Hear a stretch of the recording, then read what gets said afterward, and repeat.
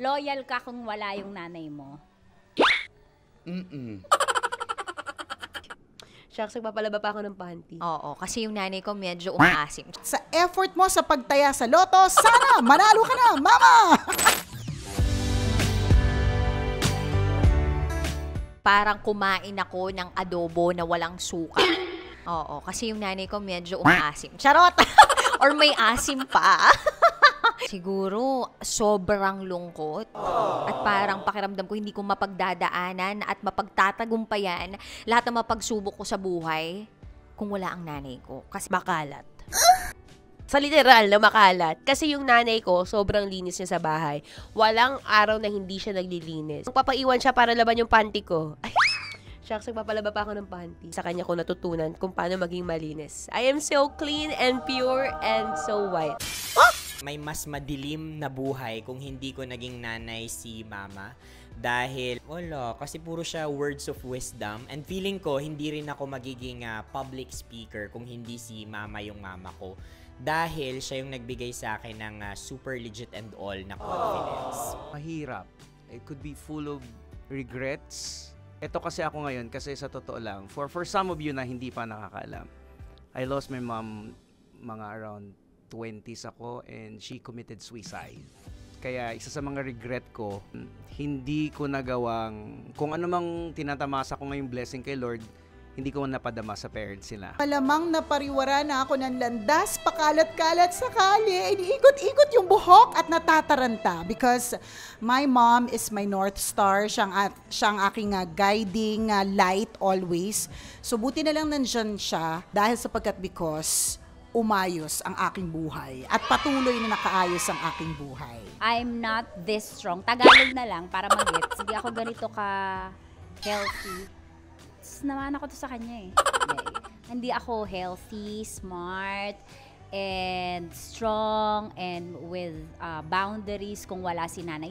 Lahat ng strength, lahat ng power, lahat ng lakas ng loob, nakuha ko kay nanay. Pati pagtitiis sa mga babaero na yan. Ano po, notaryo po yan? Oo, pwede na notaryo dito. Mapanotarize kayo. Panotarize po sana ako nito para walang may mag-ari nito. Paano luwag ka, bahay? Loyal ka kung wala yung nanay mo? May nanay wala, loyal. Wow! Okay, anong life mo tingin mo kung wala si mama mo? Kung wala si nanay, siguro iba. Kasi walang mag-guide din na, anak, babae din ako, dapat loyal ka sa mga babae. Ganun. Kaya thank you, ma. I love you. My mother, Jesusa, happy Mother's Day to you. Wala na ako ibang mahahangad sa'yo, kundi healthy life, healthy body, healthy mind. Ma, kapag napapanood mo to, first of all, I want to greet you a happy Mother's Day.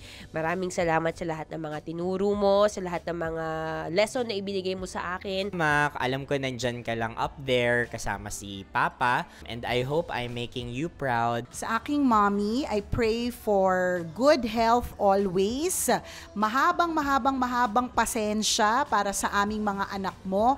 At higit sa lahat, sa effort mo sa pagtaya sa loto, sana manalo ka na, mama! Mahal na mahal kita. Alam mo yan, sobrang dati ikaw nagpoprotekta sa akin. Ngayon talaga with all that I have, all that I am, ibibigay ko para makasama kita ng mas matagal na matagal. Lalo na ngayon wala si tatay. Happy Mother's Day. I love you so much. Happy Mother's Day. Ma, I love you so much. Happy Mother's Day. Mahal na mahal kita. Happy Mother's Day, Mother! Goodbye. Happy Mother's Day araw-araw. Happy Mother's Day sa lahat ng mga nanay. Happy Mother's Day, love you.